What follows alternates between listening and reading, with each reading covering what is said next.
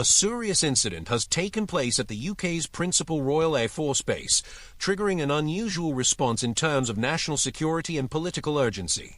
It all began with the circulation of a video, followed by a swift political backlash, and ultimately the intervention of counterterrorism units.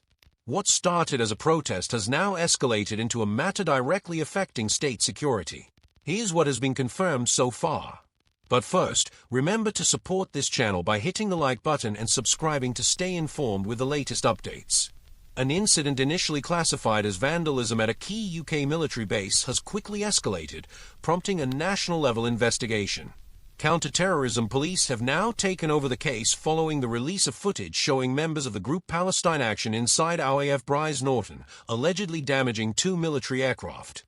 The footage, which circulated widely on social media, shows the activists entering the premises, spraying red paint on the planes and claiming to have rendered 2 of them inoperable.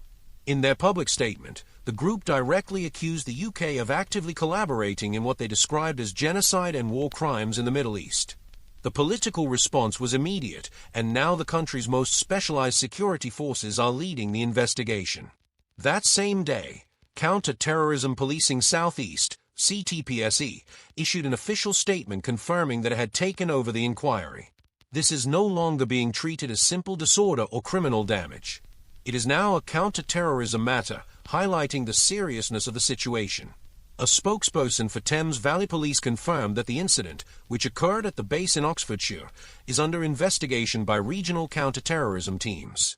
Reports indicate that the intruders entered the base during the early hours of the morning and carried out acts of sabotage against military aircraft. The statement added that counter-terrorism officers are working closely with local police and the Ministry of Defence Police as inquiries continue to determine the full circumstances of the breach. Authorities are urging the public to come forward with any information that might assist the investigation. The involvement of counter-terrorism units underscores just how seriously this incident is being treated. RAF Brize Norton is no ordinary airbase. It is the largest Royal Air Force facility and serves as a vital logistical hub for UK military operations in the Middle East. The base coordinates flights to RAF Akrotiri in Cyprus, a key site for surveillance and tactical support missions in the region. On the political front, reactions came swiftly. Senior figures have called for Palestine Action to be formally banned as an organization. Shadow Justice Secretary Robert Jenrick directly urged Prime Minister Keir Starmer to take action, calling for the group to be outlawed and for full investigation into the security breach. Nigel Farage, leader of Reform UK, also responded quickly via social media, stating that Palestine Action should be designated a terrorist organization following the attack on military aircraft at Brize Norton.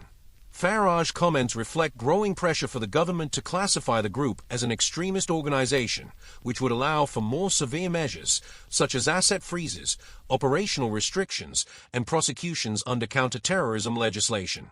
Despite mounting political and public pressure, it has not yet been confirmed whether the group will be officially proscribed, although it is clear that such discussions are already underway behind the scenes. Prime Minister Keir Starmer, when asked, described the incident as disgraceful and condemned it as an act of vandalism. So far, the government has not announced whether it is considering a formal ban on Palestine Action, but statements from leading figures suggest internal conversations are ongoing. The group, for its part, has publicly claimed responsibility and defended its actions by linking them directly to the ongoing conflict in Gaza. In a statement, they asserted that despite the UK's public condemnation of the Israeli government, Britain continues to supply arms, fly reconnaissance planes over Gaza, and refuel US and Israeli fighter jets. They went on to argue that the UK is not merely complicit but is an active participant in what they describe as genocide in Gaza and war crimes across the Middle East. According to their account, disabling 2 military aircraft was a direct action to disrupt what they call a chain of oppression. While Palestine Action has carried out similar acts at other military or defense-related sites in the past, this is by far their most visible, direct, and disruptive operation to date. The Ministry of Defence also issued a statement reaffirming the importance and role of the British Armed Forces. It stated that the UK's military personnel represent the very best of Britain, risking their lives for the nation, and that their sense of duty and personal sacrifice is an inspiration to all. The statement added that it is the public's responsibility to support those who protect them.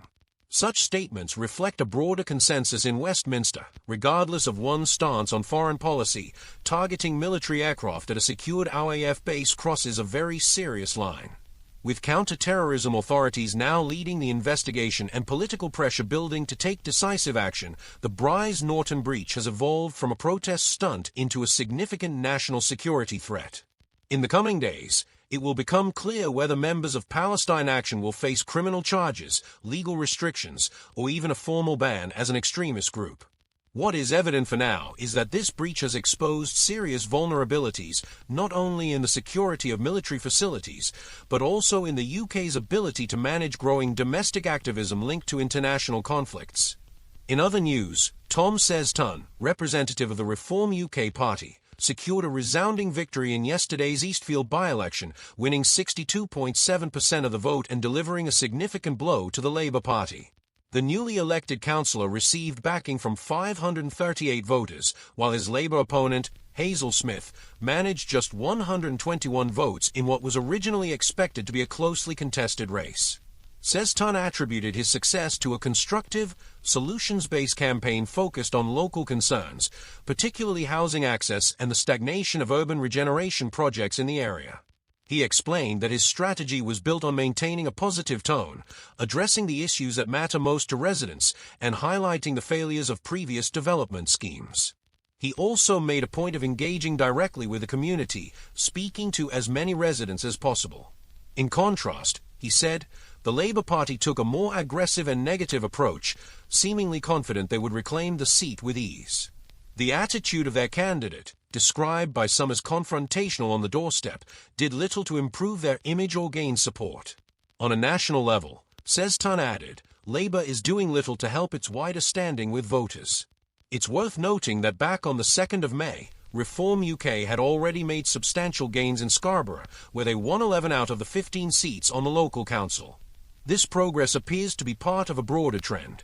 One of the central themes of the campaign was housing, specifically, ensuring that homes are made available to local people. Like Blackpool and many other coastal towns, Scarborough is under growing social pressure, having become a destination for asylum seekers, individuals with addiction issues, and former prisoners. This situation has sparked genuine concern among local residents. Many of these towns are filled with old Victorian houses that were converted into B&Bs or small guest houses during the 1960s and 1970s. However, with the decline of domestic tourism, many of these buildings were later turned into HMOs or low-cost flats. Now, a number of these properties are being purchased by private companies that sign contracts with the Home Office and Probation Services, allowing them to be used to house individuals relocated from other areas of North Yorkshire. This has created a sense of exclusion among local residents, many of whom are waiting for social housing and are simply looking for a fair chance to settle in their own communities. It's a pattern being repeated across many of the UK's coastal towns, where frustration is mounting. Locals feel ignored, unheard, and denied access to a dignified life in the place they call home. Seston again emphasized that Labour's approach to campaigning did them no favours, and that the party's national position is doing little to rebuild trust with the electorate.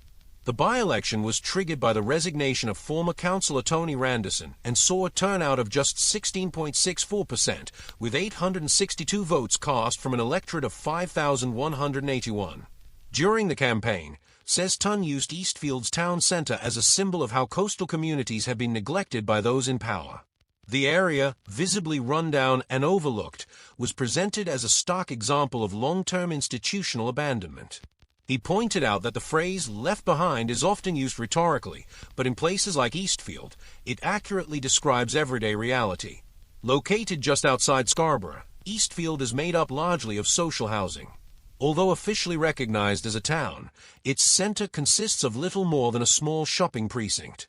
That modest precinct is perhaps the clearest example of institutional neglect.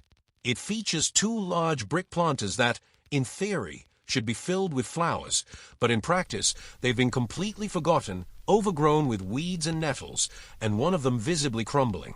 Seston explained that this example illustrates in the rawest terms what it truly means to be part of a community that has been marginalized and forgotten by those meant to safeguard its well-being. Share your thoughts on the topics we've covered today in the comments section below. And if you haven't already, don't forget to like this video and subscribe to the channel for more updates on key developments from across the UK. See you in the next video.